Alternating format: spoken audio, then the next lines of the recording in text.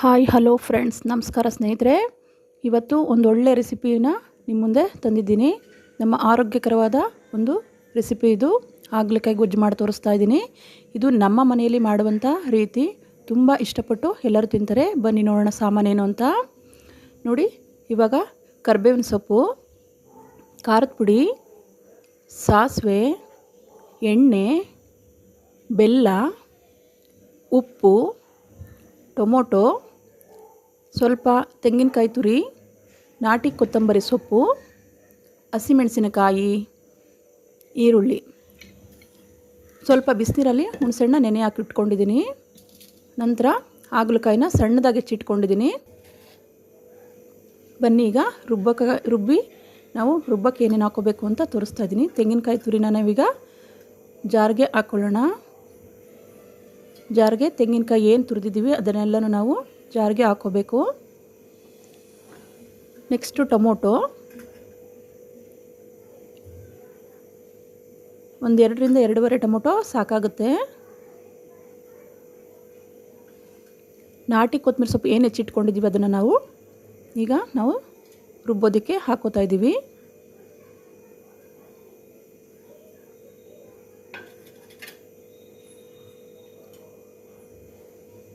ನಂತರ ನಾವಿಲ್ಲೀಗ ಖಾರದ ಪುಡಿನ ಬಳಸ್ತಾ ಇದ್ದೀವಿ. ನಿಮ್ಮ ಖಾರಕ್ಕೆ ಅನುಗುಣವಾಗಿ ನೀವು ಖಾರನ ಹಾಕ್ಕೋಬೇಕು. ನಾವು ಸ್ವಲ್ಪ ಹಸಿಮೆಣಸಿನಕಾಯಿನೂ ಹೆಚ್ಚಿಟ್ಕೊಂಡಿರೋದ್ರಿಂದ ನೋಡ್ಕೊಂಡು ಹಾಕ್ಕೊಳ್ಳಿ. ನೀವು ಹಾಗಲಕಾಯಿನ ಯಾವ ಪ್ರಮಾಣದಲ್ಲಿ ಬಳಸ್ತಾ ಇರ್ತೀರಾ ಆ ಪ್ರಮಾಣಕ್ಕೆ ಖಾರನ ನೀವು ಹಾಕ್ಕೋಬೇಕಾಗುತ್ತೆ.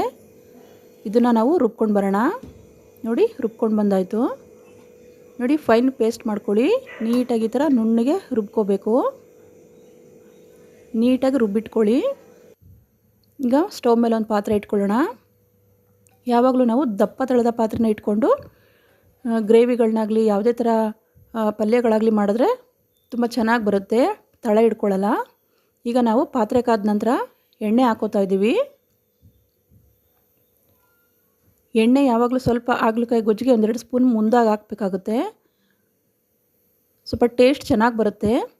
ಇಲ್ಲಾಂದರೆ ಸ್ವಲ್ಪ ಕಮ್ಮಿ ಹಾಕ್ಬಿಟ್ರೆ ಏನಾಗುತ್ತೆ, ಡ್ರೈ ಅನಿಸುತ್ತೆ. ಆವಾಗ ಮೊದಲೇ ಹಾಗಲಕಾಯಿ ಗೊಜ್ಜು ಕಹಿ ಅಂತ ತಿನ್ನಲ್ಲ ಮಕ್ಕಳು. ಅದರಿಂದ ಸ್ವಲ್ಪ ಟೇಸ್ಟಿಯಾಗಿ ಮಾಡೋಣ ಅಂತ 1-2 ಸ್ಪೂನ್ ಎಣ್ಣೆ, ಬೆಲ್ಲ ಎಲ್ಲವನ್ನು ಸೇರಿಸಿ ನಾವು ಇದನ್ನು ತಯಾರು ಮಾಡೋಣ. ವೆರಿ ಟೇಸ್ಟಿಯಾದಂಥ, ಎಲ್ಲರೂ ಇಷ್ಟಪಡುವಂಥ ಗೊಜ್ಜು ಇದು. ಸಣ್ಣ ಮಕ್ಕಳು ಕೂಡ ನಾವು ಟೇಸ್ಟಿಯಾಗಿ ಮಾಡಿಕೊಟ್ರೆ ತುಂಬ ಇಷ್ಟಪಟ್ಟು ತಿಂತಾರೆ, ಯಾರು ಬೇಡ ಅನ್ನಲ್ಲ. ರಕ್ತಕ್ಕೂ ಕೂಡ ತುಂಬ ಒಳ್ಳೆಯದು. ಸಕ್ಕರೆ ಕಾಯಿಲೆ ಇದ್ದವರಂಥವ್ರು ಅಂದರೆ ಶುಗರ್ ಪೇಷಂಟ್ಸ್ ಅವರೆಲ್ಲರಿಗೂ ತುಂಬ ಒಳ್ಳೆಯದು ಆರೋಗ್ಯಕ್ಕಿದು. ಯಾರಿಗೆ ಮೈ ಮೇಲೆ ಆವಾಗವಾಗ ಗಾಯ ಆಗೋಂಥದ್ದು, ಕಜ್ಜಿ ಆಗೋಂಥದ್ದು, ಗುಳ್ಳೆಗಳಾಗೋಂಥದ್ದು ಇದೆಲ್ಲ ಆಗ್ತಾ ಇರುತ್ತೆ. ನಾರ್ಮಲ್ ಅದು, ಏನು ಮಾಡೋಕ್ಕಾಗಲ್ಲ. ವೆದರ್ಗೆ ತಕ್ಕಂಗೆ ಆರೋಗ್ಯ ಕೆಡ್ತಾ ಹೋಗುತ್ತೆ. ಆದ್ದರಿಂದ ಈ ಥರ ಪದಾರ್ಥಗಳನ್ನ ಬಳಸೋದ್ರಿಂದ ನಮ್ಮ ದೇಹಕ್ಕೆ ತುಂಬ ಒಳ್ಳೆಯದು. ರಕ್ತ ಕಹಿ ಆದಷ್ಟು ನಮ್ಮ ದೇಹದಲ್ಲಿ ರೋಗ ನಿರೋಧಕ ಶಕ್ತಿ ಹೆಚ್ಚಾಗಿ ಕಾಯಿಲೆಗಳನ್ನ ಅವಾಯ್ಡ್ ಮಾಡುತ್ತೆ. ಸ್ವಲ್ಪ ಚೆನ್ನಾಗಿ ಬಿಸಿಯಾಗಲಿ ಎಣ್ಣೆ. ಈ ಗೊಜ್ಜನ್ನು ನಾವು ಚಪಾತಿ ಜೊತೆ, ರವೆ ರೊಟ್ಟಿ ಜೊತೆ, ರವೆ ದೋಸೆ ಜೊತೆ, ಬಿಸಿ ಅನ್ನದ ಜೊತೆ ನಾವು ಬಳಸಿದ್ರೆ ತುಂಬ ಟೇಸ್ಟಿಯಾಗಿರುತ್ತೆ. ಬಿಸಿ ಅನ್ನ ಮಾಡಿದಾಗ ನಾವು 1 ಸ್ಪೂನ್ ತುಪ್ಪ ಹಾಕ್ಕೊಂಡು ನಾವು ತಿಂದಾಗ ತುಂಬ ಟೇಸ್ಟಿಯಾಗಿರುತ್ತೆ. ಎಲ್ಲರೂ ಒಂದ್ಸರಿ ಟ್ರೈ ಮಾಡಿ. ನಾವು ವಾರದಲ್ಲಿ 2 ಸರಿ ನಾವು ಈ ಥರ ಕಹಿ ಹಾಗಲಕಾಯಿನ ಗೊಜ್ಜನ್ನು ಮಾಡ್ಕೊಂಡು ತಿನ್ನೋದ್ರಿಂದ ಎಷ್ಟು ಅದ್ಭುತವಾಗಿರುತ್ತೆ ಅಂದರೆ ನಮ್ಮ ಆರೋಗ್ಯ, ನಾವು ಆಸ್ಪತ್ರೆಗಳಿಗೆ ಹೋಗೋದು ಅವಾಯ್ಡ್ ಆಗ್ತಾ ಹೋಗುತ್ತೆ. ಆರೋಗ್ಯ ಇರೋದೇ ಅಡುಗೆಯಲ್ಲಿ. ಆದಷ್ಟು ಆರೋಗ್ಯಕರವಾದ ಅಡುಗೆಗಳನ್ನ ನಾವು ಮಾಡಿಕೊಂಡು ಊಟ ಮಾಡಿ ಚೆನ್ನಾಗಿರಬೇಕು ಅಂತ ನಾನು ಹೇಳ್ತೀನಿ. ವಾರದ ಪ್ರತಿನಿತ್ಯವೂ ಒಂದೊಂದು ತರಕಾರಿ ನಾವು ಬಳಸ್ತಾ ಇದ್ದರೆ ಆದಷ್ಟು ನಾವು ಆರೋಗ್ಯನ ತುಂಬ ಚೆನ್ನಾಗಿ ಕಾಪಾಡ್ಕೋಬೋದು. ಈಗ ಸ್ವಲ್ಪ ಚೆನ್ನಾಗಿ ಬಿಸಿಯಾಗಿದೆ. ಇವಾಗ ನಾವು ಸಾಸಿವೆ ಹಾಕ್ಕೊಳ್ಳೋಣ. ಸಾಸಿವೆ ಚಟಪಟ ಅಂತ ಸಿಡಿದ ನಂತರ ನಾವು ಕರಿಬೇವಿನ ಸೊಪ್ಪನ್ನ ಹಾಕಬೇಕಾಗುತ್ತೆ.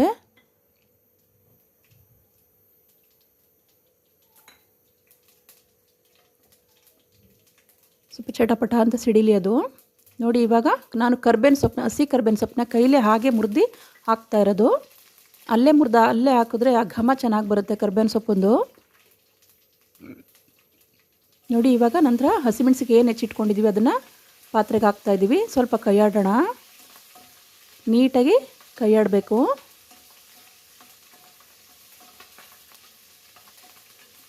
ಚೆನ್ನಾಗಿ ಫ್ರೈ ಆಗಬೇಕದು.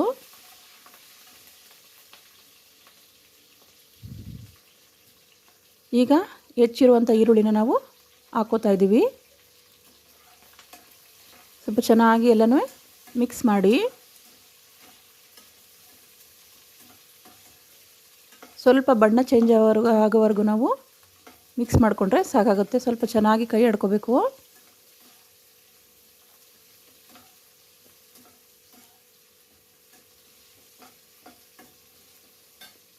ನೀಟಾಗಿ ಎಲ್ಲನೂ ಮಿಕ್ಸ್ ಮಾಡ್ಕೊಳ್ಳೋಣ. ಈಗ ನೋಡಿ ಸ್ವಲ್ಪ ಈರುಳ್ಳಿ ಬೇಗ ಬೇಯುತ್ತೆ. ಒಂದು ಚಿಟಿಕೆ ಉಪ್ಪನ್ನು ನಾವು ಇಲ್ಲಿಗೆ ಪಾತ್ರೆಗೆ ಹಾಕ್ಕೊಳ್ಳೋಣ. ನೀಟಾಗಿ ಎಲ್ಲನೂ ಮಿಕ್ಸ್ ಮಾಡಿ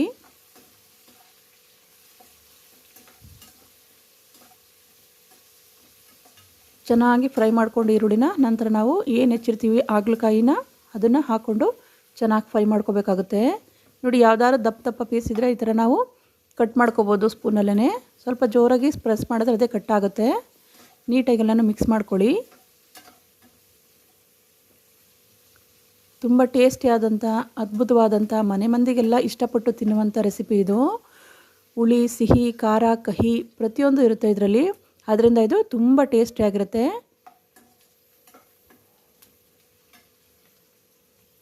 ಯಾರು ಹಾಗಲಕಾಯಿ ತಿನ್ನಲ್ಲ ಅಂತಾರೆ ಅವ್ರಿಗೆ ಈ ರೀತಿ ಮಾಡಿಕೊಡಿ, ತುಂಬ ಟೇಸ್ಟಿಯಾಗಿ ಬರುತ್ತೆ ಈ ಥರ ಮಾಡೋದ್ರಿಂದ.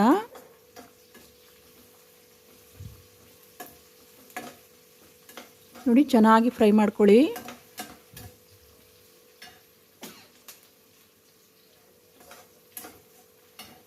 ನೀಟಾಗಿ ಫ್ರೈ ಮಾಡ್ಕೊಳ್ಳೋದ್ರಿಂದ ಅಡುಗೆಗಳು ತುಂಬ ಟೇಸ್ಟಿಯಾಗಿ ಬರುತ್ತೆ. ಈಗ ನಾವು ಹೆಚ್ಚಿರುವಂಥ ಹಾಗಲಕಾಯಿನ ನಾವು ಹಾಕೋತಾ ಇದ್ದೀವಿ. ಚೆನ್ನಾಗಿ ಇವಾಗ ಇದನ್ನ ನಾವು ಎಣ್ಣೆಲೆ ತುಂಬ ಚೆನ್ನಾಗಿ ಫ್ರೈ ಮಾಡ್ಕೋಬೇಕಾಗುತ್ತೆ. ನಿಮಗೇನಾದರೂ ಎಣ್ಣೆ ಕಮ್ಮಿ ಆಯಿತು ಅಂದರೆ ನೀವು ಹಾಗಲಕಾಯಿ ಹಾಕೋಕ್ಕೂ ಮುಂಚೆನೇ ಸ್ವಲ್ಪ ಎಣ್ಣೆ ಹಾಕ್ಕೊಂಡು ಸ್ವಲ್ಪ ಬಿಸಿ ಆದ ನಂತರ ಹಾಗಲಕಾಯಿ ಹಾಕೋಬೋದು. ಕಮ್ಮಿ ಆಗಿದೆ ಅಂದರೆ ಮಾತ್ರ ಗೊತ್ತಾಗುತ್ತೆ ನಿಮಗೆ ಫ್ರೈ ಮಾಡಬೇಕಾದ್ರೇ. ಇಲ್ಲಿ ನನಗೆ ಸಾಕಾಗಿದೆ. ನೀಟಾಗಿ ಎಲ್ಲನೂ ಫ್ರೈ ಮಾಡ್ಕೊಳ್ಳಿ. ಸ್ವಲ್ಪ ಒಂದು 5 ನಿಮಿಷ ಜಾಸ್ತಿ ತೊಗೊಳುತ್ತೆ ಇದಕ್ಕೆ. ಯಾಕೆ ಅಂತಂದರೆ ತುಂಬ ಚೆನ್ನಾಗಿ ಫ್ರೈ ಆಗಬೇಕಲ್ವ ಹಾಗಲಕಾಯಿ, ಇಲ್ಲಾಂದರೆ ಚೆನ್ನಾಗಿ ಟೇಸ್ಟ್ ಬರಲ್ಲ. ಅದರಿಂದ ನಾವು ತುಂಬ ನೀಟಾಗಿ ಫ್ರೈ ಮಾಡ್ಕೋಬೇಕಾಗುತ್ತೆ.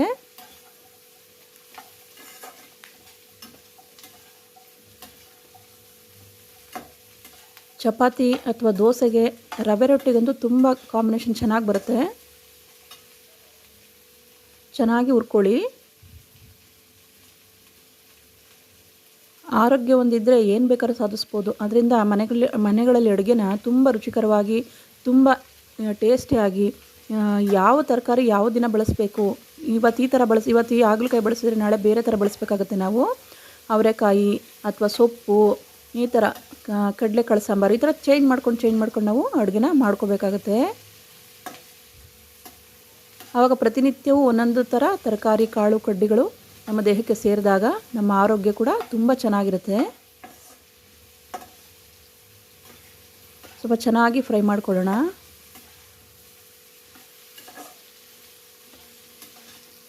ಹಿಂದೆ ಎಲ್ಲ ಹಾಗಲಕಾಯಿನ ಹಾಗೆ ಹಸಿನೇ ತಿಂದ್ಬಿಡ್ತಾಯಿದ್ರು ಕಣ್ಮುಚ್ಕೊಂಡು, ಎಷ್ಟೇ ಕಹಿ ಆದರೂ. ಯಾಕೆ ಅಂದರೆ ಅವರ ಆರೋಗ್ಯನೇ ಭಾಗ್ಯ ಅಂತ. ಅದ್ಭುತವಾಗಿರಬೇಕು ನಮ್ಮ ಆರೋಗ್ಯ, ಯಾರ ಹತ್ರನೂ ಏನೂ ಮಾಡಿಸ್ಕೋಬಾರ್ದು, ಚೆನ್ನಾಗಿ ಓಡಾಡ್ಕೊಂಡಿರಬೇಕು, ಈ ರೀತಿ ಭಾವನೆ ಇದ್ದದಕ್ಕೆ ಅವತ್ತಿನ ಕಾಲದಲ್ಲಿ ಎಲ್ಲರೂ 100 ವರ್ಷ ಬದುಕ್ತಾಯಿದ್ರು. ಇವತ್ತು 60-70 ಆಯ್ತಿದ್ದಂಗೆ, 70 ಆಯ್ತಿದ್ದಂಗೆ ನನ್ನ ವಯಸ್ಸಾಯಿತು ಇನ್ನು ಬದುಕಲ್ಲ ಅಂತ ಹೇಳೋಕ್ಕೆ ಶುರು ಮಾಡಿಬಿಡ್ತಾರೆ. ಯಾವುದೇ ಕಾರಣಕ್ಕೂ ಆ ಥರ ಏನೂ ಇಲ್ಲ. ಆರೋಗ್ಯ ಏನಿದ್ರೂ ಅಡುಗೆ ಒಂದೊಳ್ಳೆ ಊಟ ಮಾಡಿಕೊಂಡು ಆರಾಮಾಗಿ ಮೈಂಡು ಸ್ಟ್ರೆಸ್ ಮಾಡ್ಕೊಳ್ದೇ ಆರೋಗ್ಯಕರವಾದ ಜೀವನನ ನಾವು ಇವತ್ತು ಕೂಡ ನಾವು ಪಾಲಿಸ್ಬೋದು. ಯಾವುದರಿಂದ ಅಂತಂದರೆ ಮನೆ ಊಟ ಅಚ್ಚುಕಟ್ಟಾಗಿ ನೀಟಾಗಿ ಮನೆ ಊಟ ಮಾಡೋದ್ರಿಂದ ನಮ್ಮ ಆರೋಗ್ಯ ತುಂಬ ಚೆನ್ನಾಗಿರುತ್ತೆ, ತುಂಬ ವಿಶೇಷವಾಗಿರುತ್ತೆ. ಪ್ರತಿನಿತ್ಯವೂ 3 ಟೈಮು ಮನೇಲಿ ಊಟ ಮಾಡೋದ್ರಿಂದ, 3 ಟೈಮ್ ಆಗಲಿಲ್ಲ ಅಂದರೆ 2 ಟೈಮ್ ಕೂಡ ಊಟ ಮಾಡೋದ್ರಿಂದ, 1 ಟೈಮ್ ನೀವು ಮಜ್ಜಿಗೆ, ಹಾಲು ಈ ರೀತಿ ಯಾವುದಾದ್ರೂ ತೊಗೋಬೋದು, ಹಣ್ಣು ಹಂಪಲ ತೊಗೊಂಡು ತಿನ್ಕೋಬೋದು. ಇನ್ನು 2 ಟೈಮ್ ಮನೇಲಿ ಊಟ ಮಾಡ್ಕೋಬೋದು. ಈ ರೀತಿನಾದರೂ ಮಾಡ್ಬೋದು. ಮನೆಗೆ 3 ಟೈಮು ಬರೋಕ್ಕೆ ಕಾಲ ಇದೆ, ಟೈಮ್ ಇದೆ ಅನ್ನೋರು 3 ಟೈಮು ಕೂಡ ಮನೆಗೆ ಬಂದು ಊಟ ಮಾಡ್ಬೋದು. ಅದರಿಂದ ಆರೋಗ್ಯ ತುಂಬ ಚೆನ್ನಾಗಿರುತ್ತೆ. ಅವಾಗ ಆದಷ್ಟು ಏನೇ ಇದ್ದರೂ ಮನೇಲೇ ಊಟ ಮಾಡೋದು ಅಭ್ಯಾಸ ಮಾಡ್ಕೊಳ್ಳಿ. ಇವತ್ತಿನ ಕಾಯಿಲೆಗಳು ಯಾವುದೂ ಸರಿ ಇಲ್ಲ, ಆರೋಗ್ಯ ತುಂಬ ಏರುಪೇರಾಗ್ತಾ ಇದೆ. ಆದ್ದರಿಂದ ನಾನು ಹೊರಗಡೆನ ಜಾಸ್ತಿ ತಿನ್ನಬೇಡಿ ಅಂತ ಹೇಳ್ತೀನಿ. ಅಕಸ್ಮಾತ್ ಏನು ಮಾಡೋಕ್ಕಾಗಲ್ಲ, ಮಿಸ್ ಆಯಿತು ಅಂದರೆ ಅಪರೂಪಕ್ಕೊಂದಿನ ಹೋಗಿ. ಅದೇ ಪ್ರತಿನಿತ್ಯ ಹೋಟೆಲಲ್ಲಿ ಊಟ ಮಾಡೋದು ಆರೋಗ್ಯಕ್ಕೆ ತುಂಬ ಹಾನಿಕರ. ಅದನ್ನು ಒಂದು ರೀತಿಲಿ ಸ್ಲೋ ಪಾಯ್ಸನ್ ಅನ್ಬೇಕಾಗುತ್ತೆ, ಆ ರೀತಿ ಇರುತ್ತೆ ಪ್ರತಿನಿತ್ಯ ಹೋಟೆಲಲ್ಲಿ ಊಟ ಮಾಡೋದು. ಆದಷ್ಟು ಮನೇಲೇ ಅಡುಗೆ ಮಾಡ್ಕೊಂಡು ಊಟ ಮಾಡೋದು ತುಂಬ ಒಳ್ಳೆಯದು.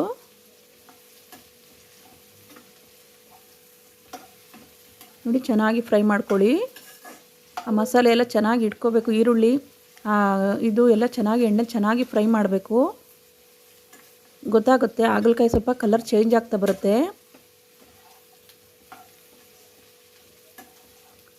ನಿಮ್ಮ ಮನೇಲಿ ಯಾವ ರೀತಿ ಮಾಡ್ತೀರಂತ ಕಮೆಂಟಲ್ಲಿ ತಿಳಿಸಿ, ನಾನು ಸ್ವಲ್ಪ ತಿಳ್ಕೊತೀನಿ.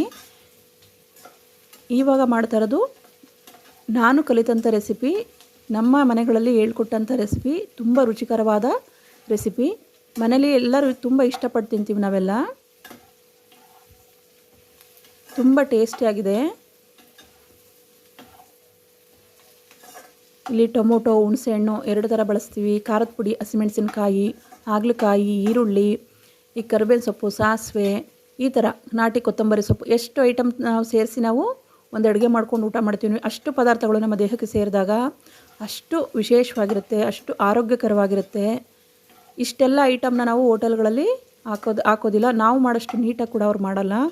ಅದರಿಂದ ಅಷ್ಟು ಟೇಸ್ಟು ಬರಲ್ಲ, ಮತ್ತು ಆರೋಗ್ಯಕ್ಕೂ ತುಂಬ ಹಾನಿಕರ ಹೋಟೆಲಲ್ಲಿ ಊಟಗಳು. ಸ್ವಲ್ಪ ಚೆನ್ನಾಗಿ ಫ್ರೈ ಮಾಡ್ಕೊಳ್ಳಿ. ಒಂದು ಸರಿ ಈ ಥರ ಮಾಡ್ಕೊಂಡು ನೋಡಿ, ಮನೇಲಿ ಯಾರೂ ಬೇಡ ಹಾಗಲಕಾಯಿ ಅಂತ ಹೇಳಲ್ಲ. ಆ ರೀತಿ ನೀವು ವಾರದಲ್ಲಿ 2 ಸತಿ ಆರಾಮಾಗಿ ಮಾಡ್ಕೋಬೋದು ಈ ಥರ ಮಾಡ್ಕೊಡೋದ್ರಿಂದ.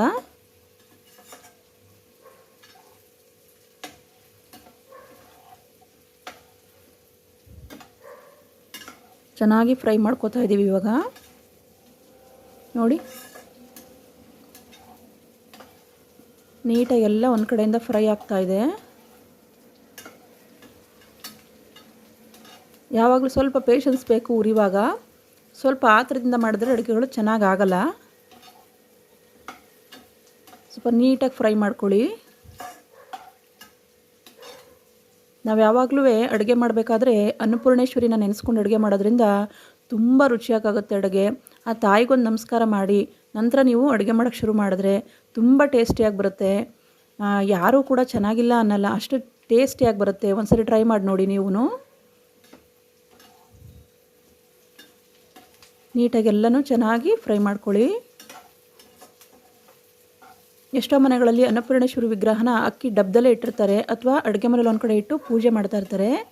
ಯಾರು ಇಟ್ಟಿಲ್ಲ ಅವರು ನಾವು ದೇವ್ರಿಗೆ ಒಂದು ನಮಸ್ಕಾರ ಮಾಡ್ಕೊಂಡು ದೇವ್ರನ್ನ ನೆನೆಸ್ಕೊಂಡು ನಾವು ಅಡುಗೆ ಮಾಡೋದ್ರಿಂದ ತುಂಬ ರುಚಿಯಾಗುತ್ತೆ ಅಡುಗೆ. ತುಂಬ ಆರೋಗ್ಯ ಕೂಡ ತುಂಬ ಒಳ್ಳೆಯದು. ಆ ಪಾಸಿಟಿವ್ ಎನರ್ಜಿ ಅನ್ನೋದು ನಾವು ದೇವತೆಗಳನ್ನ ಪೂಜೆ ಮಾಡೋದ್ರಿಂದ ಅಥವಾ ನಮಸ್ಕಾರ ಮಾಡೋದ್ರಿಂದ ಅಥವಾ ನೆನೆಯೋದ್ರಿಂದ ಬರುತ್ತೆ ಹೊರತು ಸುಮ್ಮನೆ ಏನೇನೋ ಅಂದ್ಕೊಂಡು ನಾವು ಅಡುಗೆ ಮಾಡಬಾರ್ದು ಯಾವಾಗಲೂ. ಸ್ವಲ್ಪ ಚೆನ್ನಾಗಿ ಫ್ರೈ ಮಾಡ್ಕೊಳ್ಳಿ. ಹಾಗೆ ನೀಟಾಗಿ ಫ್ರೈ ಮಾಡಿಕೊಂಡಷ್ಟು ತುಂಬ ರುಚಿಯಾಗಿ ಬರುತ್ತೆ. ಸ್ವಲ್ಪ ಹಾಗೆ ಚೆನ್ನಾಗಿ ಫ್ರೈ ಮಾಡ್ಕೋಬೇಕು. ಬಣ್ಣ ಬದಲಾಗ್ತಾ ಹೋಗುತ್ತೆ ಅದು ಹಾಗಲಕಾಯಿ. ಸ್ವಲ್ಪ 1-2 ನಿಮಿಷ ಆದರೆ ಆಗುತ್ತೆ. ನೋಡಿ ಬಣ್ಣ ಚೇಂಜ್ ಆಗ್ತಾ ಇದೆ. ಎಲ್ಲರೂ ಇಷ್ಟಪಡುವಂಥ ರೀತಿಯಲ್ಲಿ ನಾವು ಮಾಡಿ ತೋರಿಸ್ತಾ ಇದ್ದೀವಿ. ದಯವಿಟ್ಟು ಎಲ್ಲರೂ ಟ್ರೈ ಮಾಡಿ.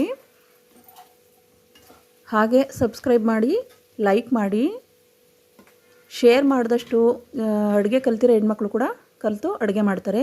ನೋಡಿ ಇವಾಗ ನಾವು ರುಬ್ಬಿರುವಂಥ ಖಾರನ ನಾವು ಹಾಕ್ತಾಯಿದ್ದೀವಿ. ಏನು ರುಬ್ಕೊಂಡು ಇಟ್ಕೊಂಡಿದ್ವಿ ಮಸಾಲೆ ಅದನ್ನೆಲ್ಲನೂ ನಾವು ಪಾತ್ರೆಗೆ ಹಾಕ್ಕೊಂಡು ಚೆನ್ನಾಗಿ ಮಿಕ್ಸ್ ಕೊಡಬೇಕು. ಇವಾಗ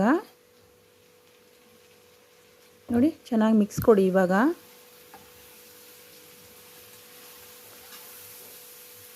ಟೇಸ್ಟಿಯಾದಂಥ ಚಪಾತಿಗೆ ತುಂಬ ಇದಾಗುತ್ತೆ, ಒಳ್ಳೆ ಕಾಂಬಿನೇಷನ್ ಆಗುತ್ತೆ ಚಪಾತಿಗೆ ರವೆ ರೊಟ್ಟಿಗೆ.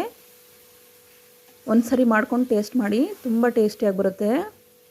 ಚೆನ್ನಾಗಿ ಮಿಕ್ಸ್ ಮಾಡಿ. ಆ ಮಸಾಲೆ, ಹಾಗಲಕಾಯಿ, ಈರುಳ್ಳಿ ಪ್ರತಿಯೊಂದನ್ನು ಕೂಡ ನೀವು ಮಿಕ್ಸ್ ಮಾಡಿ, ನೀಟಾಗಿ ಮಿಕ್ಸ್ ಮಾಡಿ. ನಿಮ್ಮ ಅಳತೆಗೆ ತಕ್ಕಂಗೆ ನೀವು ನೀರನ್ನು ಹಾಕೋಬೇಕಾಗುತ್ತೆ.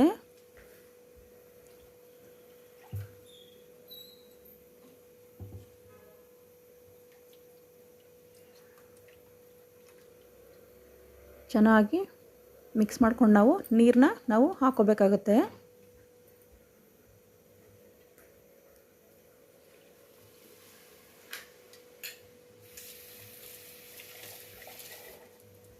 ನೋಡ್ಕೊಂಡು ಹಾಕ್ಕೊಳ್ಳಿ. ಸ್ವಲ್ಪ ಚೆನ್ನಾಗಿ ಬೆಂದ ಮೇಲೆ ಅದು ಸ್ವಲ್ಪ ಗಟ್ಟಿ ಆಗುತ್ತೆ.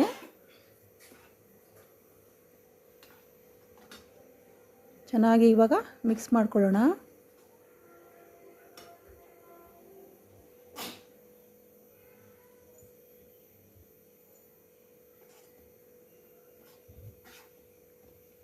ನೀಟಾಗಿ ಎಲ್ಲನೂ ಮಿಕ್ಸ್ ಮಾಡ್ಕೊಂಡ ನಂತರ ನಿಮ್ಗೆ ಎಷ್ಟು ಬೇಕಾಗುತ್ತೆ ನೋಡ್ಕೊಂಡು ನೀವು ನೀರನ್ನ ಹಾಕ್ಕೊಂಡು, ನಿಮ್ಗೇನಾದರೂ ಇನ್ನು ಸ್ವಲ್ಪ ಜಾಸ್ತಿ ಬೇಕಂದರೆ ಸ್ವಲ್ಪ ಜಾಸ್ತಿ ಹಾಕ್ಕೊಳ್ಳಿ. ಸ್ವಲ್ಪ ತೆಳ್ಳಗಾಗುತ್ತೆ, ಮುದ್ದೆ ಕೂಡ ಊಟ ಮಾಡ್ಬೋದು ಅವಾಗ. ಇಲ್ಲಿ ನಾನು ಚಪಾತಿ ಮಾಡೋದ್ರಿಂದ ಸ್ವಲ್ಪ ಗಟ್ಟಿಯಾಗಿ ಮಾಡ್ತಾಯಿದ್ದೀನಿ. ನೋಡಿ, ಆಗಲೇ ಬಬಲ್ಸ್ ಎಲ್ಲ ಬರ್ತಾ ಇದೆ, ಬೇಯಕ್ಕೆ ಶುರು ಆಗ್ತಾ ಇದೆ. ಈಗ ನಾವು ಏನು ನೆನೆಸಿಟ್ಕೊಂಡಿದ್ವಿ ಹುಣಸೆ ರಸ, ಅದನ್ನು ನಾವು ಪಾತ್ರೆಗೆ ಆ್ಯಡ್ ಮಾಡ್ಕೊಳ್ಳೋಣ. ನಂತರ ಎಲ್ಲನೂ ಮಿಕ್ಸ್ ಮಾಡ್ಕೊಳ್ಳಿ, ಚೆನ್ನಾಗಿ ಮಿಕ್ಸ್ ಮಾಡ್ಕೊಳ್ಳಿ. ಹುಣಸೆ ರಸ ಏನಿದೆ ಪಾತ್ರೆಯಲ್ಲಿ ಅದನ್ನೆಲ್ಲ ಪೂರ್ತಿ ಹಾಕ್ಕೊಂಡು ಚೆನ್ನಾಗಿ ಮಿಕ್ಸ್ ಮಾಡ್ಕೋಬೇಕಾಗುತ್ತೆ. ನೋಡಿ, ನೀಟಾಗೆಲ್ಲನೂ ಮಿಕ್ಸ್ ಮಾಡ್ಕೊಳ್ಳಿ.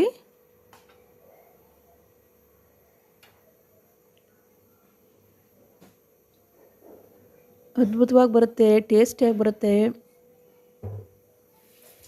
ಆಗಲೇ ಫ್ಲೇವರೆಲ್ಲ ಮನೆಯೆಲ್ಲ ತುಂಬಿ ಹರಡ್ತಾ ಇದೆ.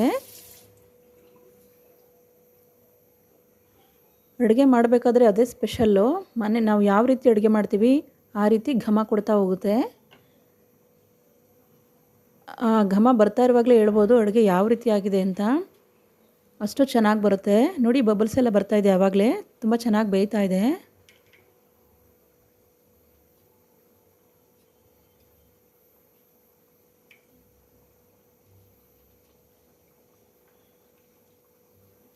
ನೀಟಾಗಿ ಎಲ್ಲ ನಾವು ಸಾಮಾನೆಲ್ಲನೂ ಹಾಕ್ಕೊಂಡು ನಾವು ರೆಡಿ ಮಾಡಿದಂಥ ಹಾಗಲಕಾಯಿ ಗೊಜ್ಜು ರೆಡಿ ಆಗ್ತಾಯಿದೆ. ಎಲ್ಲ ಪದಾರ್ಥಗಳ ಮಿಶ್ರಣ ನಾವು ಮಾಡಿಕೊಂಡು ಒಳ್ಳೆ ಟೇಸ್ಟಿಯಾದಂಥ ಒಂದು ಒಳ್ಳೆ ಫುಡ್ ನಾವು ತಯಾರು ಮಾಡಿಕೊಂಡು ತಿಂಡಿ ಅಥವಾ ಊಟ ಮಾಡೋದ್ರಿಂದ ಆರೋಗ್ಯಕ್ಕೆ ತುಂಬ ಒಳ್ಳೆಯದು. ಈಗ ನಿಮ್ಮ ರುಚಿಗೆ ಅನುಗುಣವಾಗಿ ನೀವು ಉಪ್ಪನ್ನ ಸೇರಿಸ್ಕೊಳ್ಳಿ. ನಿಮ್ಮ ಟೇಸ್ಟ್ಗೆ ಯಾವ ರೀತಿ ಬೇಕು ನಿಮ್ಮ ಅನುಕೂಲಕ್ಕೆ ತಕ್ಕಂಗೆ ನೀವು ಉಪ್ಪನ್ನ ಹಾಕ್ಕೊಳ್ಳಿ. ಚೆನ್ನಾಗಿ ಮಿಕ್ಸ್ ಮಾಡ್ಕೊಳ್ಳಿ.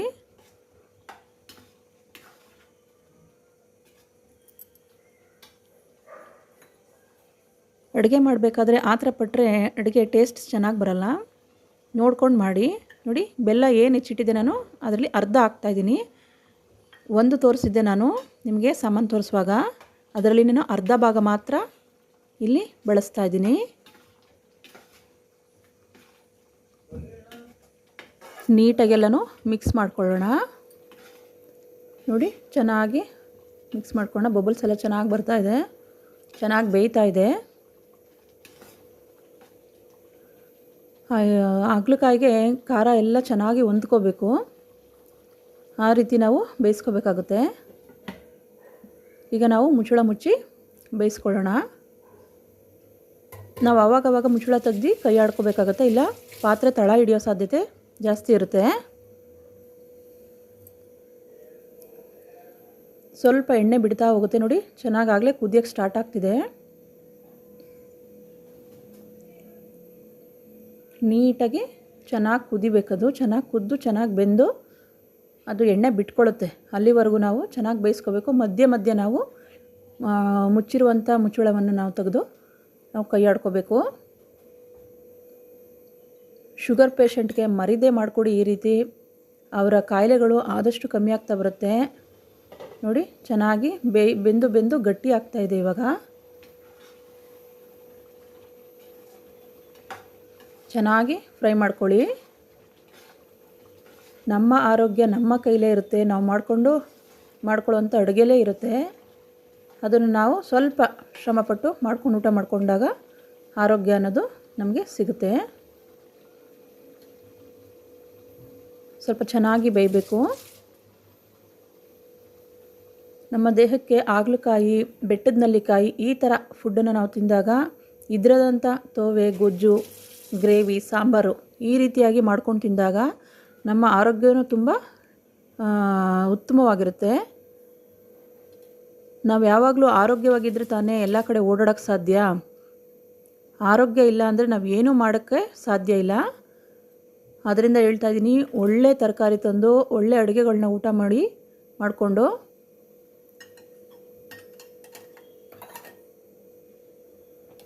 ಚೆನ್ನಾಗಿ ಬೇಯ್ತಾ ಇದೆ. ಇವಾಗ ನೋಡಿ, ಸುತ್ತ ಎಣ್ಣೆ ಬಿಡ್ತಾ ಹೋಗ್ತಾ ಇದೆ, ಗೊತ್ತಾಗ್ತಾ ಇದೆ ಅಲ್ಲಿ ಗ್ಲಾಸಲ್ಲಿ.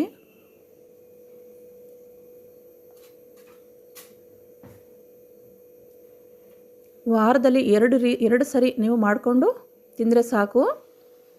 ಸ್ವಲ್ಪ ಗಟ್ಟಿಯಾಗಿದೆ, ಸ್ವಲ್ಪ ಕೈ ಆಡೋಣ. ಈಗ ಸ್ವಲ್ಪ ಎಲ್ಲ ತಳ ಕಚ್ಕೊಂಡ್ಬಿಡುತ್ತೆ, ಇಲ್ಲಾಂದರೆ ಸ್ವಲ್ಪ ಚೆನ್ನಾಗಿ ಆವಾಗವಾಗ ಮಧ್ಯೆ ಮಧ್ಯೆ ನಾವು ಕೈ ಆಡ್ಕೋಬೇಕು.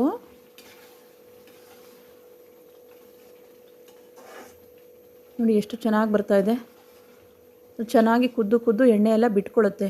ಅಲ್ಲಿವರೆಗೂ ನಾವು ಕೈ ಆಡಿ ಚೆನ್ನಾಗಿ ಒಂದು ಮಿಕ್ಸ್ ಚೆನ್ನಾಗಿ ಕೊಡ್ತಾ ಹೋಗಬೇಕು.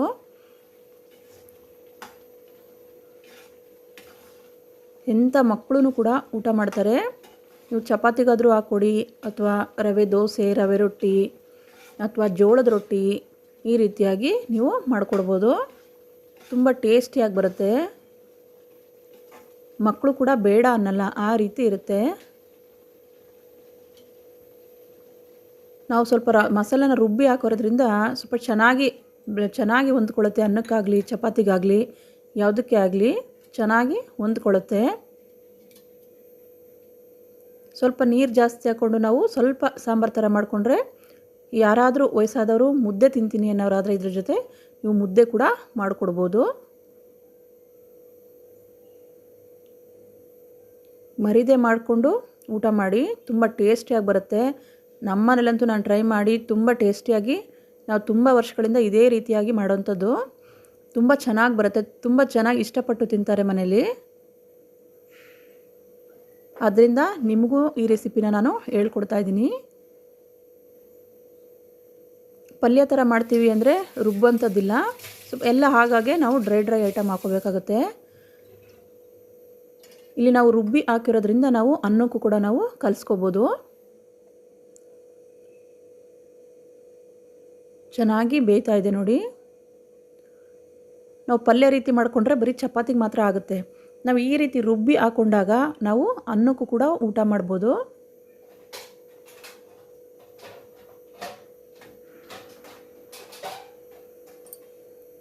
ಆರೋಗ್ಯವೊಂದನ್ನು ನಾವು ಕಾಪಾಡಿಕೊಂಡ್ರೆ ಏನು ಬೇಕಾದ್ರೂ ಸಾಧಿಸ್ಬೋದು. ಅದು ನನ್ನ ಅನುಭವದ ಮಾತು. ಯಾಕೆಂದರೆ ನಾವೇ 2 ದಿನ ಸರಿಯಾಗಿ ತಿನ್ನಲಿಲ್ಲ, ಸರಿಯಾಗಿ ಸೊಪ್ಪು ತರಕಾರಿ ಅಥವಾ ಸರಿಯಾಗಿ ಅಡುಗೆ ಮಾಡ್ಕೊಂಡು ಊಟ ಮಾಡಿಲ್ಲ, ಅಥವಾ 2 ದಿನ ಹೊರಗಡೆ ಹೋದಾಗ ಹೋಟೆಲಲ್ಲಿ ತಿಂದ್ವಿ ಅಂದರೆ ಆಗಲೇ ನಮ್ಮ ಆರೋಗ್ಯದ ವ್ಯತ್ಯಾಸ ನಮಗೆ ಗೊತ್ತಾಗ್ತಾ ಇರುತ್ತೆ. ನಾವು ಅದರಿಂದನೇ ಹೇಳೋದು, ಆದಷ್ಟು ಮನೇಲಿ ನಮ್ಮ ಕೈಕಾಲು ಗಟ್ಟಿಯಾಗಿರುವಾಗಲೇ ಒಳ್ಳೊಳ್ಳೆ ಅಡುಗೆ ಊಟ ಮಾಡಿದಾಗ ನಮ್ಮ ಆರೋಗ್ಯನ ಇವಾಗಿಂದ ನಾವು ಕಾಪಾಡಿಕೊಂಡಾಗ ಅದು ನಮ್ಮ ಏಜ್ ಆದಂಥ ಕಾಲಕ್ಕೆ ನಮ್ಮನ್ನ ಕಾಪಾಡ್ತಾ ಹೋಗುತ್ತೆ. ನೋಡಿ ಚೆನ್ನಾಗಿ ಬೇಯ್ತಾ ಇದೆ, ನೋಡಿ ಚೆನ್ನಾಗಿ ಬೇಯ್ತಾ ಇದೆ. ಸ್ವಲ್ಪ ಎಣ್ಣೆ ಬಿಟ್ಕೋತಾ ಇದೆ, ಸ್ವಲ್ಪ ನೀರಿನಂಶ ಇದ್ದೇನೆ ಇನ್ನೂ ಸ್ವಲ್ಪ ಚೆನ್ನಾಗಿ ಇನ್ನೂ ನೀರಿನಂಶ ಎಲ್ಲ ಹೋಗ್ಬೇಕದು. ಆ ಮಸಾಲೆ ಎಲ್ಲ ಚೆನ್ನಾಗಿ ಬೆಂದು ಎಣ್ಣೆ ಬಿಡ್ತಾ ಹೋಗುತ್ತೆ.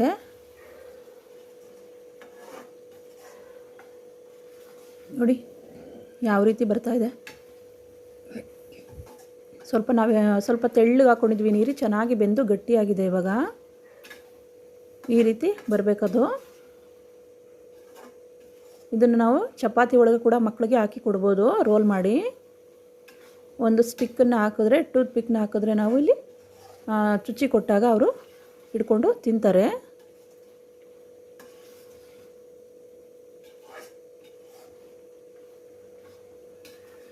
ನಾವು ಈ ಚಿಕ್ಕದ್ರಿಂದನೇ ಅಭ್ಯಾಸ ಮಾಡಿಸಿದ್ರೆ ಅವ್ರಿಗೆ ಯಾವುದೂ ಬೇಡ ಅನಿಸಲ್ಲ ತರಕಾರಿಗಳು. ನಾವು ಯಾವಾಗಲೂ ಮಕ್ಕಳಲ್ಲಿಂದನೂ ನಾವು ಅಭ್ಯಾಸ ಮಾಡಿಸ್ಬೇಕಾಗುತ್ತೆ.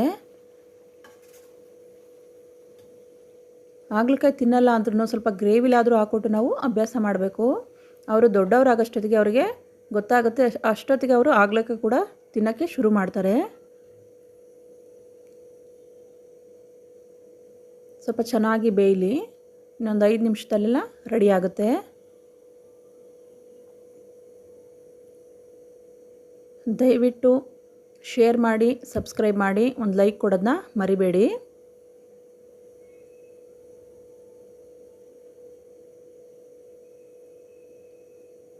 ನಿಮಗೋಸ್ಕರ ಒಳ್ಳೊಳ್ಳೆ ರೆಸಿಪಿನ ಮಾಡಬೇಕು ಅಂತ ಅಂದ್ಕೊಂಡಿದ್ದೀನಿ. ನಮಗೂ ಪ್ರೋತ್ಸಾಹ ಮಾಡಿ, ನಮ್ಮ ಚಾನಲ್ನ ಬೆಳೆಸಿ,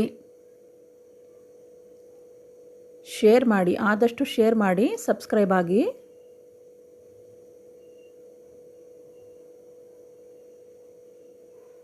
ಸ್ವಲ್ಪ ಚೆನ್ನಾಗಿ ಎಣ್ಣೆ ಬಿಟ್ಕೊಳ್ಳಿ. ಅದು ಗ್ಲಾಸಲ್ಲೆಲ್ಲ ಕಾಣಿಸ್ತಾ ಇದೆ ನೋಡಿ, ತೆಗೆದು ನೋಡೋಣ. ಈಗ ನೋಡಿ ಸುತ್ತ ಎಣ್ಣೆ ಯಾವ ರೀತಿ ಬಿಟ್ಕೊಳ್ತಾ ಇದೆ ಅಂತ.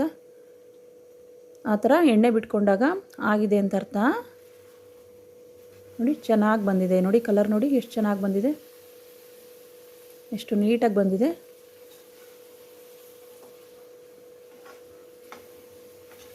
ಚೆನ್ನಾಗಿ ಒಂದು ಒಳ್ಳೆ ಮಿಕ್ಸ್ ಕೊಡಿ. ಇವಾಗ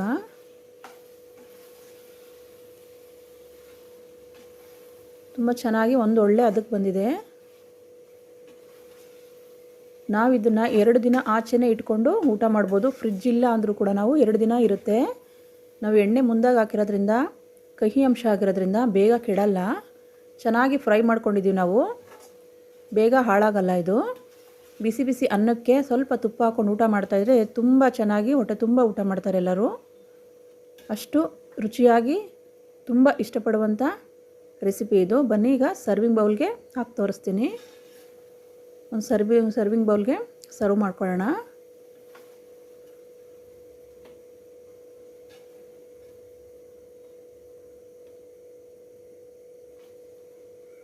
ಬಿಸಿ ಅನ್ನದ ಜೊತೆ ಹಾಕ್ಕೊಂಡು ಊಟ ಮಾಡ್ತಾಯಿದ್ರಂತೂ ತುಂಬ ಟೇಸ್ಟಿಯಾಗಿರುತ್ತೆ. ಬೆಳಗ್ಗೆ ನೀವು ಚಪಾತಿಗೆ ಮಾಡಿದರೆ, ಅಕಸ್ಮಾತ್ ಎಲ್ಲೋ ಹೊರಗಡೆ ಹೋಗಿದ್ರಿ, ನೈಟ್ 10 o'clock 11 o'clock ಆಗಿರುತ್ತೆ, ಬಂದು ಅಡುಗೆ ಮಾಡಬೇಕು ಅಂದಾಗ ಬರೀ ರೈಸ್ ಮಾಡಿಕೊಂಡ್ರೆ ಸಾಕಾಗುತ್ತೆ. ಅವಾಗ ಇದಕ್ಕೆ ಸ್ವಲ್ಪ ತುಪ್ಪ ಹಾಕ್ಕೊಂಡು ಊಟ ಮಾಡಿದ್ರೆ ಹೊಟ್ಟೆ ತುಂಬ ಊಟ ಮಾಡ್ತಾರೆ ಎಲ್ಲರೂ, ತುಂಬ ಇಷ್ಟಪಟ್ಟು ತಿಂತಾರೆ. ಒಂದು ಸರಿ ಟ್ರೈ ಮಾಡಿ ನೋಡಿ ಎಷ್ಟು ಚೆನ್ನಾಗಿ ಬಂದಿದೆ. ಯಾವುದಕ್ಕೆ ಬೇಕಾದ್ರೂ ಈಗ ನಾವು ಹಾಕ್ಕೊಂಡು ಊಟ ಮಾಡ್ಬೋದು, ಅಷ್ಟು ಚೆನ್ನಾಗಿ ಬಂದಿದೆ. ನಿಮ್ಮೆಲ್ಲರಿಗೋಸ್ಕರ ಈ ರೆಸಿಪಿನ ಮಾಡಿ ತೋರಿಸ್ತಾ ಇದ್ದೀನಿ. ನೀವು ಒಂದ್ಸರಿ ಟ್ರೈ ಮಾಡ್ತೀರಾ ಅಂದ್ಕೊಂಡಿದ್ದೀನಿ. ದಯವಿಟ್ಟು ಲೈಕ್ ಮಾಡಿ, ಶೇರ್ ಮಾಡಿ, ಸಬ್ಸ್ಕ್ರೈಬ್ ಮಾಡಿ, ನನ್ನ ಚಾನಲ್ನ ಪ್ರೋತ್ಸಾಹ ಮಾಡಿ. ಆರೋಗ್ಯಕ್ಕಂತೂ ತುಂಬ ಒಳ್ಳೆಯದು. ಈಗ ಟೇಸ್ಟ್ ಮಾಡಿ ನೋಡೋಣ ಹೇಗೆ ಬಂದಿದೆ ಅಂತ.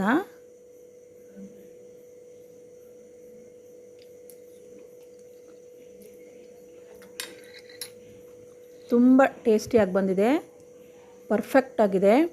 ಚಪಾತಿ ಜೊತೆ ತುಂಬ ಒಳ್ಳೆ ಕಾಂಬಿನೇಷನ್ನು, ಚಪಾತಿ ರವೆ ರೊಟ್ಟಿ ಜೊತೆ. ನಾವೆಲ್ಲರೂ ಹೋಗಿದ್ದಾಗ ಅನ್ನ ಕೂಡ ನಾವು ಅನ್ನಕ್ಕೆ, ಬಿಸಿ ಅನ್ನಕ್ಕೆ ಹಾಕ್ಕೊಂಡು ಊಟ ಮಾಡಿದಾಗ ತುಂಬ ಟೇಸ್ಟಿಯಾಗಿ ಬರುತ್ತೆ.